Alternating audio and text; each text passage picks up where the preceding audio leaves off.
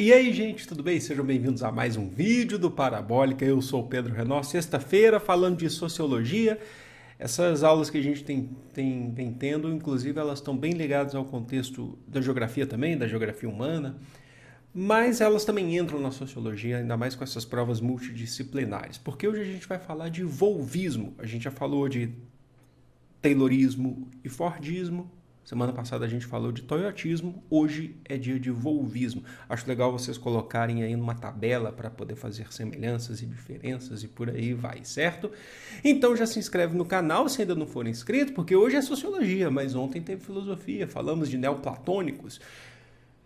Terça-feira foi História do Brasil, segunda-feira História Geral, amanhã tem História da Arte, se tudo der certo. Tudo bem, gente? E tem vídeo quase todo dia aqui mesmo, aqui no canal, conteúdo completo, juntos daqui até o Enem e demais vestibulares.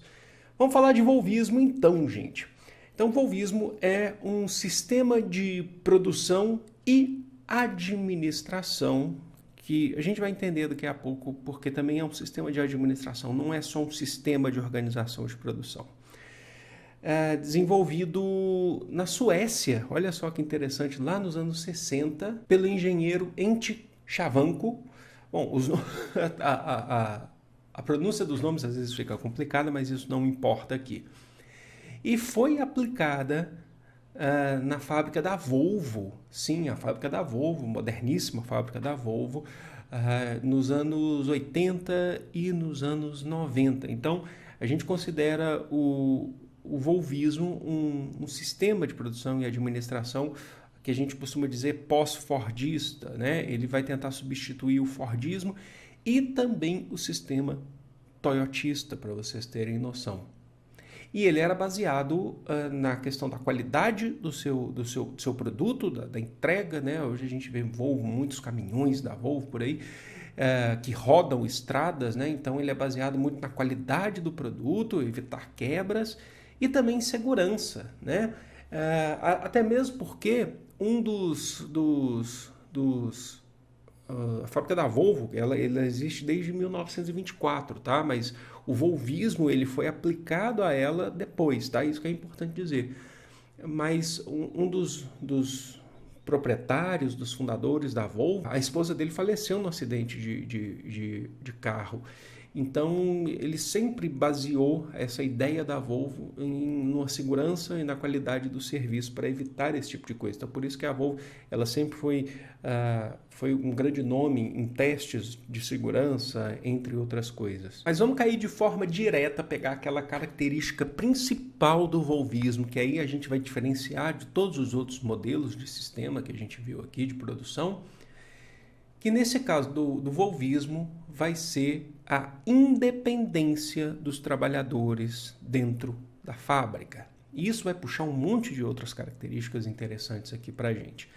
Dentro das fábricas no volvismo, a gente vai ter a presença muito grande da operação das máquinas. Os próprios funcionários, eles não necessariamente estão operando as máquinas, tá? 100%, mas eles estão fazendo o quê? Eles estão colocando o ritmo deles, o controle deles nessas máquinas. Tá? Então ele está em contato direto com a máquina vai mexer muitas vezes sozinha, mas ele está em contato direto com essa máquina.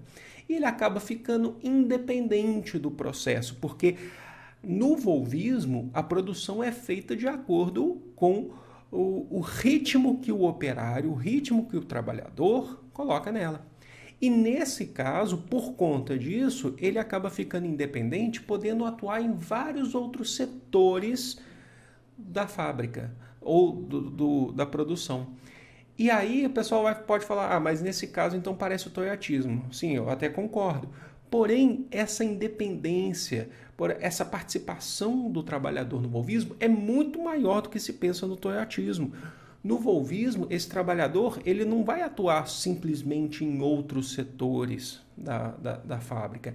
Ele vai ser também um planejador dessa fábrica. Então, o que a gente está querendo dizer aqui é que essa independência que se dá ao trabalhador leva a outras características, como, por exemplo, coletivismo. Então, esses trabalhadores eles acabam atuando de forma coletiva, pensando, inclusive, participando do planejamento do desenvolvimento da fábrica. Isso significa que o trabalho dentro do volvismo é super flexível. O trabalhador está participando dos recursos humanos, está discutindo várias coisas, desenvolvimento, projetos dentro da fábrica, entre outras coisas. Por isso, a sua mão de obra tem que ser altamente qualificada, certo, gente? Então aí já diferencia muito do Fordismo e do Toyotismo. Precisa ser altamente qualificado, é uma mão de obra cara. Então, não é uma mão de obra simples, como a gente costuma pensar, como a gente costuma dizer, principalmente no contexto do Fordismo, mais simples, que você faz só uma função. No volvismo, esse trabalhador está envolvido com quase tudo dessa fábrica. Mas isso, gente, que é importante dizer, tem a ver com o contexto social da Suécia.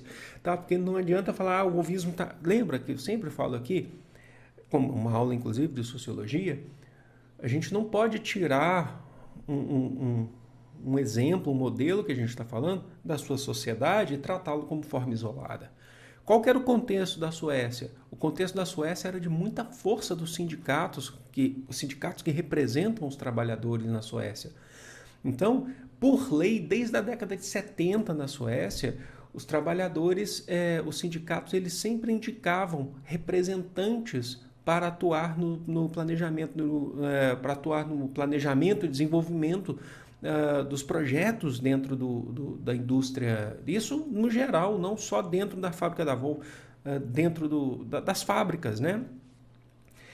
E é um contexto bem diferente do que a gente vê no Brasil, por exemplo, que segue até hoje, inclusive, que na Suécia, hoje, pensando em hoje, 70% dos trabalhadores suecos são filiados a sindicatos de diversas categorias.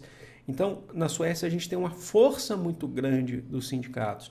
Então, eles são importantes para o processo de desenvolvimento dessas fábricas. Uma outra questão interessante sobre o volvismo é que o tempo, né, o tempo rígido, a carga horária, como a gente conhece muito bem no Brasil, a ideia de bater cartão, no volvismo isso não é o principal, porque lá se pensa muito mais no volvismo da qualidade da entrega do produto do que da quantidade.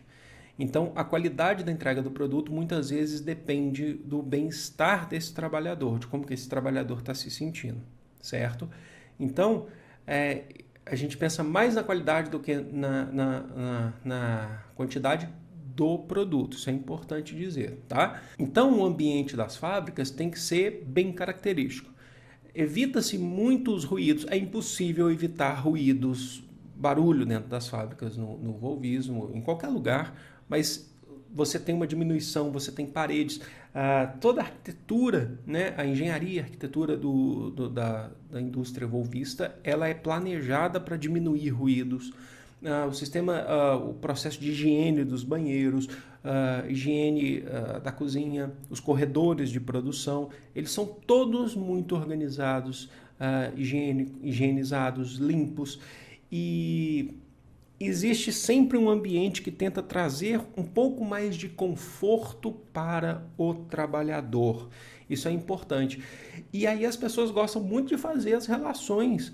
Professor, mas eu vejo as empresas, por exemplo, do Vale do Silício, nos Estados Unidos, a gente vê uma Google, por exemplo, né, que tem muita gente que fala assim, nossa, meu sonho é trabalhar na Google, né?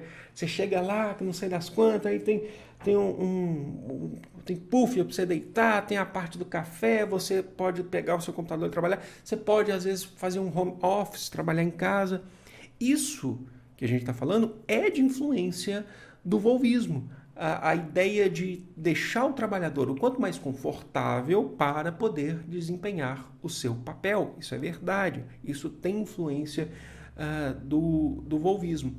Só que o volvismo aí é uma característica bem interessante, que eu gostaria muito que vocês anotassem. Ele não vai pensar também só dentro da fábrica, os muros da fábrica, ele extrapola esses limites, olha só que interessante. O volvismo ele tenta influenciar as políticas públicas, as políticas de Estado, a estrutura. Tanto é que nós temos cidades planejadas pelo volvismo. Lembra quando eu falei no começo da aula que a gente não está falando só de um sistema de produção, mas a gente está falando de um sistema de administração? essa administração também é uma administração social, também é uma administração política. Então nós temos, através de fábricas ligadas ao volvismo, o entorno delas, a construção de escolas. A gente está falando num caso bem específico da Suécia, tá? Construção de escolas, vias de transporte eficientes, moradias. Então a gente tem todo um sistema que vai influenciar a cidade a qual aquela empresa está inserida, aquela sociedade a qual aquela empresa está inserida. Só que nem tudo são flores para o volvismo. Vamos pensar também nesse contexto social da década de 90. Peraí.